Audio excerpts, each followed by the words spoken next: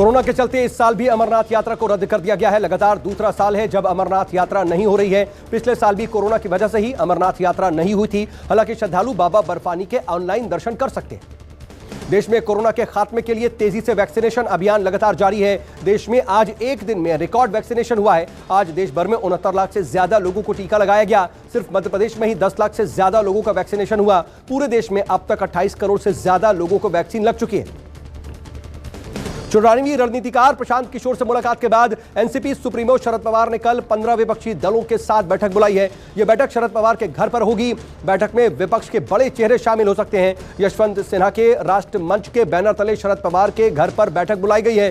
संसद सत्र से पहले यह बैठक बेहद अहम मानी जा रही है।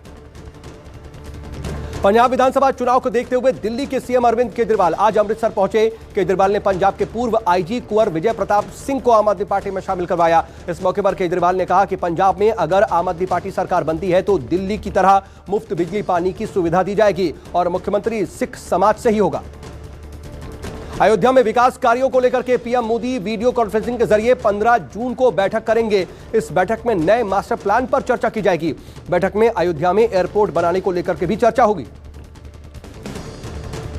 यूपी में धर्म परिवर्तन को लेकर के बड़ा खुलासा हुआ है। यूपी पुलिस का दावा है कि 1-2 नहीं बल्कि 1000 लोगों का धर्म परिवर्तन करवाया गया। यूपी में एडीजी के मुताबिक सभी को लालच देकर के धर्म परिवर्तन करवाया। पुलिस के मुताबिक बेरोजगार, गरीब परिवार और मूक बधिर लोगों का धर्म परिवर्तन कराया जाता था। यूपी एटीएस ने 2 आरोपियों को गिरफ्तार किया है। आरोप है कि यूपी में अभियान चला करके धर्मांतरण कराया जा रहा था। यूपी एटीएस के मुताबिक इस काम के लिए आईएसआई से फंडिंग होती थी। जेडीयू अध्यक्ष आरसीपी सिंह का बड़ा बयान सामने आया है। उन्होंने कहा कि केंद्रीय कैबिनेट में शामिल होने के लिए जेडीयू तैयार है।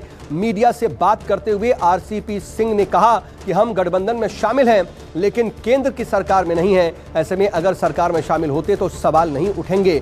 वहीं चिराग को लेकर के कहा कि किसी भी पार्टी में टूट इसके पीछे कोई ना कोई आधार होता है। आज दुनिया भर में 7वां अंतर्राष्ट्रीय योग दिवस मनाया गया। देश के अलग अलग हिस्सों में नेताओं से लेकर के अभिनेता और जवानों से लेकर के महिलाओं तक ने सबने योग किया। महाराष्ट्र में मुस्लिम महिलाओं ने योग दिवस में बढ़ चढ़ कर हिस्सा लिया। योग दिवस के मौके पर पीएम ने कहा, योग हमें स्ट्रेस से स्ट्रेंथ और नेगेटिविटी से क्रिएटिविटी का रास्ता दिखाता है। पीएम मोदी बोले, जब कोरोना के अदृश्य वायरस ने दुनिया में दस्तक दी थी तो कठिन समय में योग आत्मबल का बड़ा माध्यम बना। योग दिवस के मौके पर कांग्रेस नेता अभिषेक मनु सिंघवी के एक ट्वीट से राजनीति गर्मा गई है। मनु सिंघवी ने लिखा कि ओम के उच्चारण से ना तो योग ज्यादा शक्तिशाली हो जाएगा और ना ही अल्लाह कहने से योग की शक्ति कम होगी। अभिषेक मनु सिंघवी के इस ट्वीट के बाद विवाद शुरू हो गया।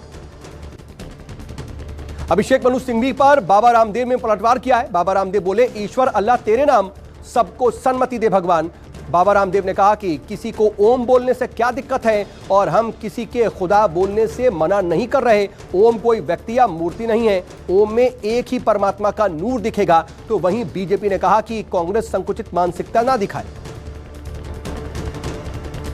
12वीं के रिजल्ट को लेकर के सीबीएसई ने सुप्रीम कोर्ट में नया हलफनामा दाखिल किया है। नए हलफनामे के मुताबिक 31 जुलाई तक नतीजे घोषित किए जाएंगे। रिजल्ट से जुड़े विवाद समिति को भी भेजे जाएंगे और सीबीएसई ने सुप्रीम कोर्ट को कहा कि 12वीं के वैकल्पिक परीक्षा के लिए रजिस्ट्रेशन की ऑनलाइन सुविधा होगी। वैकल्पिक परीक्षा 15 अगस्त से 15 सितंबर के बीच हो सकती है।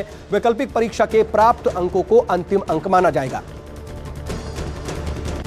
पालघर में कोरोना गाइडलाइन की जमकर के धज्जियां उड़ी। महाराष्ट्र में प्रतिबंधों में ढील मिलने के बाद हजारों की संख्या में पर्यटक आशेरी किला पहुंचे। कोरोना गाइडलाइन का यहां पर पालन नहीं किया गया। तस्वीरें सामने आने के बाद अब प्रशासन में हड़कंप मचा हुआ है। देश में कोरोना के खिलाफ वैक्सीन का मेगा ड्राइव शुरू हो गया है। आज से देश भर में 18 साल से ज्यादा उम्र के सभी लोगों को फ्री वैक्सीन लगाई जा रही है और नई वैक्सीन नीति के मुताबिक आज से ऑन साइट रजिस्ट्रेशन हो रहा है। कोविन पर पहले से रजिस्ट्रेशन कराने की जरूरत नहीं है। 18 साल से ऊपर वाले सभी को फ्री में वैक्सीन दी जाएगी। निजी अस्पतालों में वैक्सीन के लिए चार्ज देने पड़ रहे हैं। देश में कोरोना का कहर लगातार कम हो रहा है। 24 घंटे में 53,256 नए मरीज आए। कोरोना से होने वाली मौतों पर भी पहले के मुकाबले लगाम लगी। एक दिन में 1422 लोगों की कोरोना की वजह से मौत हुई। केरल के कोझिकोड में दर्दनाक सड़क हादसा हो गया है। एक तेज रफ्तार कार बेकाबू हो गई और सामने खड़ी लॉरी में जा टकराई। दर्दनाक हादसे में 5 लोगों की मौत हो गई जबकि कई लोग घायल हो गए। घायलों में अस्पताल में भर्ती करवाया गया है। पुलिस ने 6 लोगों को हिरासत में लिया है। जम्मू कश्मीर के सुपोर में मुठभेड़ के दौरान सुरक्षा बलों ने लश्कर के टॉप कमांडर समेत 3 आतंकियों को ढेर कर दिया। मारे गए तीनों आतंकियों की पहचान लश्कर-ए-तैयबा के आतंकियों के तौर पर की गई है। आतंकियों के पास से हथियार बरामद हुए हैं। पुलिस के मुताबिक मारे गए आतंकी मुदासिर पंडित पर 3 पुलिसकर्मी, 2 पार्षदों और 2 आम नागरिकों की हत्या का आरोप है।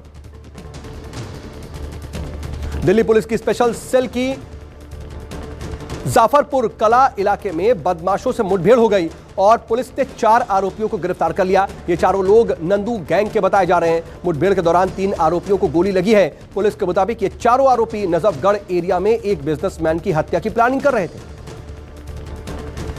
दिल्ली के पीरागढ़ी में जूता फैक्ट्री में भीषण आग लगने से हड़कंप मच गया। देखते ही देखते आग ने पूरी फैक्ट्री को अपनी चपेट में ले लिया। जानकारी मिलते ही दमकल की 24 गाड़ियां मौके पर पहुंची। कड़ी मशक्कत के बाद आग पर काबू पाया गया। गोदाम में फंसे 6 लोगों को बाहर निकाल लिया गया।